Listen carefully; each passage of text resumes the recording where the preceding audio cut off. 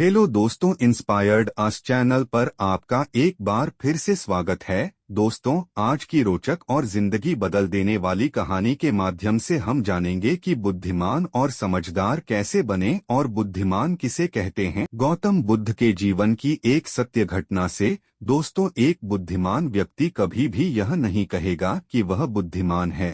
ऐसा इसलिए नहीं कि ऐसा कहने से उसकी बुद्धि कम हो जाएगी, बल्कि इसलिए कि उसे यह कहने की निरर्थकता समझ में आ गई थी।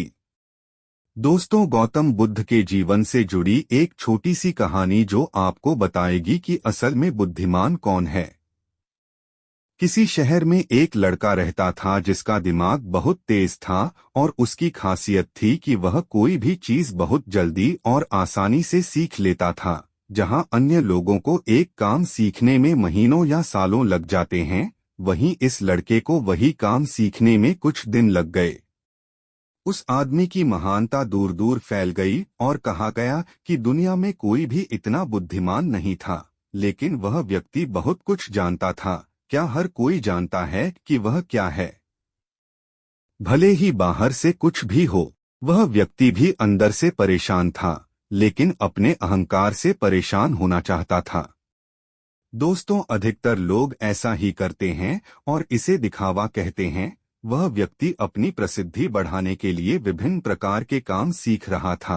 वह जानता था कि कैसे चित्रकारी की जाती है, वह मूर्तियां बना सकता है और वह गा सकता है, और उसने दुनिया में वह सब कुछ सीखा था जो उसने कभी देखा था। इसीलिए उन्हें अपनी बुद्धि पर गर्व था, क्योंकि कोई भी सामान्य इंसान एक काम या दो काम या अधिक से अधिक 3 काम कर सकता है, लेकिन वह सैकड़ों काम कर सकता था और वह उन्हें बहुत अच्छे से कर सकता था। इसलिए उसे अपनी बुद्धि पर बहुत घमंड था। उसने मन ही मन मान लिया था कि इस संसार में उसके जैसा बुद्धिमान कोई नहीं है। फिर एक दिन उसका सामना गौतम बुद्ध से होता है। वह पहली बार किसी ऐसे व्यक्ति को देखता है जिससे उसे जलन होती है। अब तक उसने ऐसे लोगों को देखा था जो उससे जलन करते थे, और जहां जलन होती है वहां तुलना अवश्यंभावी होती है। इंसान अपनी तुलना गौतम बुद्ध से करने लगता है। वह देखता है कि बुद्ध के पास भिक्षा पात्र तो है, लेकिन उनके पास धन की कोई कमी नहीं है। बुद्ध के कपड़े तो साधारण थे, लेकिन उनके कपड़े बहुत महंगे थे। बुद्ध जमीन पर नंगे पैर चलते हैं, लेकिन वे नंगे पैर नहीं चलते हैं।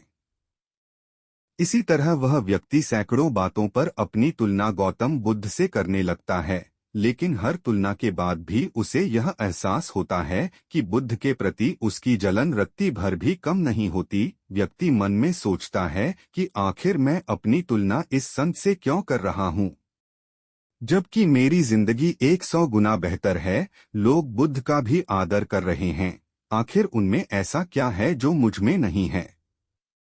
और यही कारण है कि मैं इससे जलन करता हूँ। काफी देर तक सोचने के बाद उस व्यक्ति ने निर्णय लिया कि वह बुद्ध के पास जाएगा और उनसे पूछेगा कि उसकी उपलब्धि क्या है। वह आदमी अपने सेवकों के साथ बुद्ध से मिलता है और कहता है कि मैं इस क्षेत्र का सबसे बुद्धिमान व्यक्ति हूँ और मैं हर चीज कर सकता हूँ जो आप देखते हैं। मैं किसी भी चीज को सीखने में बहुत कम समय लगता है। हर कोई मुझे सम्मान देता है, लेकिन इन सब के बावजूद मुझे तुमसे गुस्सा आता है। मैं जानना चाहता हूं कि आपके पास क्या उपलब्धि है? क्या कारण है कि ये लोग आपका सम्मान करते हैं? इसके बाद बुद्ध कहते हैं कि आप कह सकते हैं कि मेरे पास सफलता है, हालांकि मेरे पास कोई सफलता नहीं है। आदमी पूछता है, मैं जान सकता हूं? तब उसके बुद्ध कहते हैं कि मेरे पास एक सफलता है कि मैंने सभी सिद्धियों का त्याग कर दिया है। वह व्यक्ति बुद्ध से पूछता है, क्या आपको कुछ समझ आया? बुद्ध ने व्यक्ति से पूछा, क्या तुम्हें प्रशंसा पसंद है?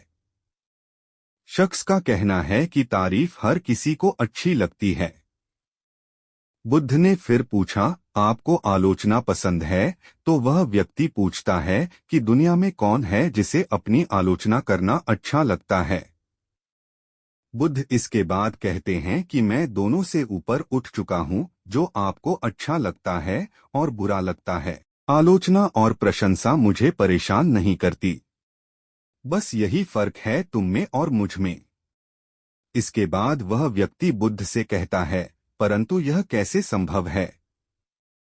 बुद्ध मुस्कुराते हुए उस व्यक्ति से कहते हैं कि तुमने सैकड़ों कार्य सीख लिए हैं, लेकिन एक सबसे महत्वपूर्ण कार्य सीखना भूल गए हैं। वह व्यक्ति बुद्ध से पूछता है, बुद्ध, आपका कार्य क्या है? क्या आप जानते हैं कि बुद्ध कहते हैं कि आप अपने मन पर नियंत्रण रखें? बुद्ध के शब्दों को सुनकर लगता है कि जलन यही थी। इसके बाद बुद्ध कहते हैं कि जिस आदमी ने अपना मन जीत लिया लेकिन पूरी दुनिया नहीं जीत ली, वह कुछ भी नहीं जीता है। और जिस आदमी ने अपना मन जीत लिया लेकिन सब कुछ दे दिया, वह भी सब कुछ खो दिया है। कुछ हार गया लेकिन कुछ जीत गया। क्योंकि सच्चा बुद्धिमान व्यक्ति वही है जो अपने मन का शासक है, न कि वह जो अपने मन का गुलाम है। गौतम बुद्ध की ये बातें सुनकर उस व्यक्ति का अहंकार टूट जाता है और वह व्यक्ति बुद्ध से पूछता है, क्या आप मुझे अपने मन के बारे में उतना ही सिखा सकते हैं जितना आप मुझे सिखा सकते हैं? बुद्ध ने कहा कि मैं तुम्हें अवश्य शिक्षा दूंगा, लेकिन मैं तुम्हारी सारी उपलब्धियां ले लूंगा। तब उस आदमी ने बुद्ध को बताया कि वह तैयार है। उस दिन से वह ध्यान करना शुरू कर दिया, क्योंकि ध्यान ही मन को नियंत्रित करने का एकमात्र उपाय है।